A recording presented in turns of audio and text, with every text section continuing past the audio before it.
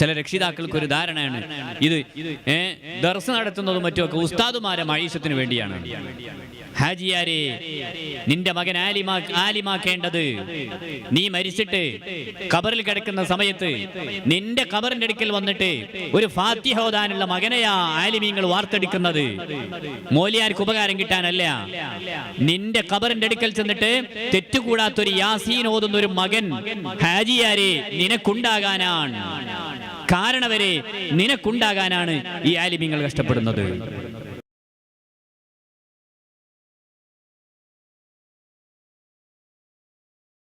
ഇൽമു പഠിപ്പിക്കണം നമ്മുടെ മക്കളെ. അതാണ് നാളെ ആഖിറത്തിൽ ഉപകരിക്കുക. പലപ്പോഴും ഇൽമു പഠിപ്പിക്കുന്ന വിഷയത്തിൽ നമ്മൾ രക്ഷിതാക്കളൊക്കെ വലിയ അമാന്തം കാണിക്കുന്നവരാണ്. ഭൗതിക വിദ്യാഭ്യാസത്തിന് വേണ്ടി എത്രയും നമ്മൾ പണം ചെലവഴിക്കും. സുബ്ഹാനല്ലാഹ്. എന്റെ മകൻ 5ാം ക്ലാസ്സിൽ പഠിക്കുന്ന മകൻ ഇന്റർനാഷണൽ സ്കൂളിൽ തന്നെ പഠിക്കണം. എന്തിലേറെ LKGയും UKGയും ഒക്കെ പഠിക്കുന്ന മക്കൾ തന്നെ ഇന്റർനാഷണൽ ലെവലിലുള്ള സ്ഥാപനങ്ങളിൽ പഠിക്കണം. അതിന് ഡൊണേഷൻ കൊടുക്കേണ്ടത് 10,000-ആണ്, 20,000-ആണ്, 50,000-ആണ്.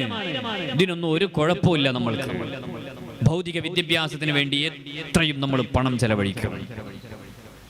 എന്നാൽ അതേ സമയത്ത് കുട്ടി മദ്രസയിൽ നിത്യമായി വരുന്നുണ്ട്. 1ാം ക്ലാസ്സിൽ കൊണ്ടുപോയി ചേർത്തപ്പോ ആ മദ്രസ കമ്മിറ്റി ഒരു അഡ്മിഷൻ ഫീ വാങ്ങിയിട്ടുണ്ടാകും, 200 രൂപ അല്ലെങ്കിൽ 250 രൂപ. അപ്പൊ പെട്ടെന്ന് കമ്മിറ്റി കൂടിയിട്ട് തീരുമാനിച്ചു, ഇനി 250 എന്നുള്ളത് ഈ വർഷം മുതൽ നമ്മളൊരു 300 ആക്കുക, അല്ലെങ്കിൽ ഒരു 500 ആക്കുക. സുബ്ഹാനല്ലാഹ്. അപ്പോഴേക്ക് നമുക്ക് ഹാലളകി. എന്തിനാ അപ്പോ 500 ആക്കിയത്? ഏത് രക്ഷിതാവായി ചോദിക്കുന്നത്? ആ കുട്ടി 8 മണി വരെ മദ്രസ കഴിഞ്ഞിട്ട് ആ കുട്ടി പോകുന്നത് ഇന്റർനാഷണൽ സ്കൂളിലേക്കാണ്. അതിന് ഈ രക്ഷിതാവ് കൊടുക്കുന്നത് 10,000-ഉം 20,000-ഉം ഡൊണേഷൻ കൊടുത്തിട്ട് പിന്നെ മാസാന്തം 4,000-ഉം 5,000-ഉം എണ്ണി കൊടുക്കുന്ന രക്ഷിതാവ് മദ്രസ പഠനത്തിന് വേണ്ടി കുട്ടിക്ക് ഒരു 250 രൂപ കൊടുക്കണമെന്ന് പറയുമ്പോഴേക്ക് അത് വലിയ ഹാലളകി. അല്ലെങ്കിൽ വരിസംഖ്യ കൂട്ടുകയാണ്. കമ്മിറ്റിയൊക്കെ കൂടിയിട്ട് തീരുമാനിച്ചു, നമ്മൾ വരിസംഖ്യ ഇതുവരെ 50 രൂപ ആണ് ഉണ്ടായിരുന്നത്, അതുകൊണ്ട് ഇനി എല്ലാ വീട്ടുകാരും 100 രൂപ തരണോ. അത് 100 രൂപ ചോദിച്ച് കമ്മിറ്റിയിൽപ്പെട്ട ആരെങ്കിലും അവിടെ ചെല്ലുമ്പോ അതിന് 100 കൂട്ടം ന്യായങ്ങളാണ്. എന്നിട്ട് ആ വരിസംഖ്യ ഇങ്ങനെ കുടിശ്ശികയായിട്ട് അങ്ങനെ കെട്ടിക്കിടക്കുക. എന്നാലോ സുബ്ഹാനല്ലാഹ്, ഇപ്പുറത്ത് കുട്ടിയുടെ ഭൗതിക വിദ്യാഭ്യാസത്തിന് വേണ്ടിയുള്ള അതിങ്ങനെ കൃത്യമായി നമ്മൾ അടിച്ചു കൊടുത്തിട്ടുണ്ട്. ഞാൻ ഭൗതിക വിദ്യാഭ്യാസത്തെ എതിർക്കുകയല്ല. ഉസ്താദുമാർക്ക് ശമ്പളം കൂടണമെങ്കിൽ 5,000 രൂപ ശമ്പളം വാങ്ങുന്ന ഉസ്താദിന് ഒരു കൊല്ലം റമദാൻ അങ്ങോട്ട് കഴിഞ്ഞപ്പോ ഉസ്താദ് ഈ സാധു മനുഷ്യൻ ഇതുവരെ ഒന്നും പറഞ്ഞില്ല. അവസാനം ഒരു കത്ത് എഴുതിയിട്ട് കൊടുത്തു കമ്മിറ്റിക്ക്. കത്തെഴുതി വാങ്ങാൻ തന്നെ കാത്തിരിക്കരുത്. കത്തെഴുതി കൊടുത്തു കമ്മിറ്റിക്ക്, എങ്ങനെങ്കിലും ഒരു 1,000 രൂപയും കൂടെ എനിക്ക് ഈ വർഷം മുതൽ ഒന്ന് കൂട്ടിത്തരണമെന്ന്. മദ്രസയിൽ ക്ലാസ് എടുക്കുന്ന ഉസ്താദിന്റെ ലെറ്റർ വന്നു കമ്മിറ്റിക്ക്. സുബ്ഹാന ജല്ല ജലാലു. അപ്പോഴേക്കല്ലേ പുകില്.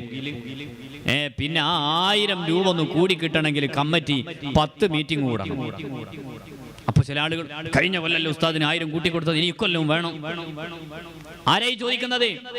ഇയാൾ പഠിക്കുന്ന ഇദ്ദേഹത്തിന്റെ മകൻ നേരത്തെ പറഞ്ഞതുപോലെ 10,000 കെട്ടിയിട്ടാ പഠിക്കുന്നത്.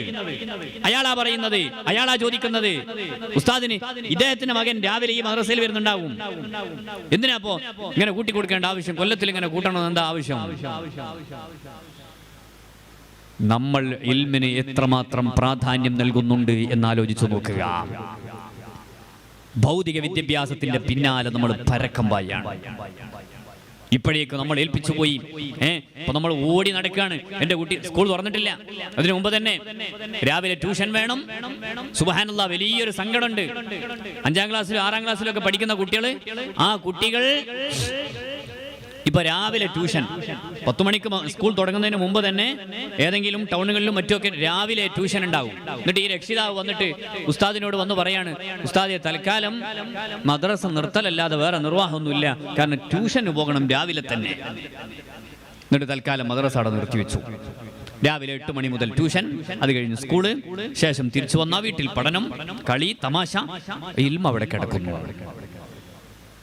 നമ്മുടെ മക്കളെ നല്ല നല്ല ആലിമീങ്ങളാക്കി വളർത്തണം.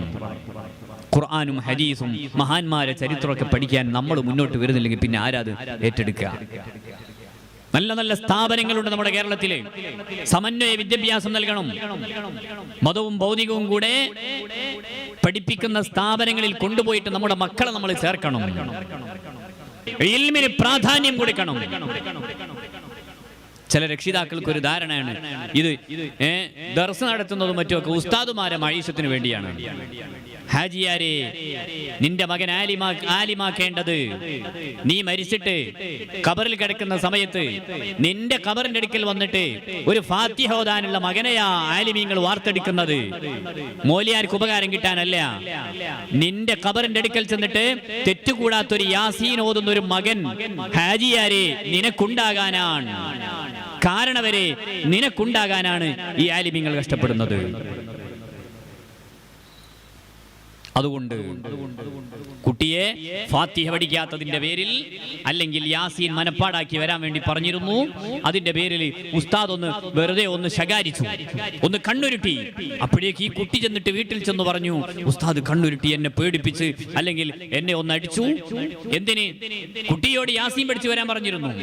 ഇത് കേട്ട പാട് വീട്ടുകാരൻ ഇറങ്ങാൻ, ആ ഉസ്താദിനെ ഞാൻ കാണിച്ചു കൊടുക്കാം.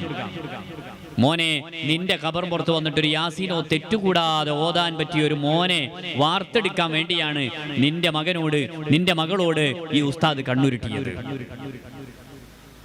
അതിന് കൊടുവാളും എടുത്ത് മദ്രസക്ക് നേരെ പോകല്ല വേണ്ടത്. ഞാൻ പറഞ്ഞു വന്ന വിഷയം, എന്റെ പ്രിയമുള്ള സഹോദരങ്ങളെ, പ്രിയമുള്ള സഹോദരിമാരെ, നമ്മുടെ മക്കളെ ആലിമീങ്ങളാക്കണം. മഹാനായ ഖുതുബുൽ ആലം ശൈഖുനാ സിഎം വലിയുല്ലാഹി ഖദ്ദസല്ലാഹു സിർറഹുൽ അസീസ്, മഹാനവറുകളുടെ ഏറ്റവും വലിയ കറാമത്ത് അവിടുന്ന് ആലിമായിരുന്നു എന്നതാണ്.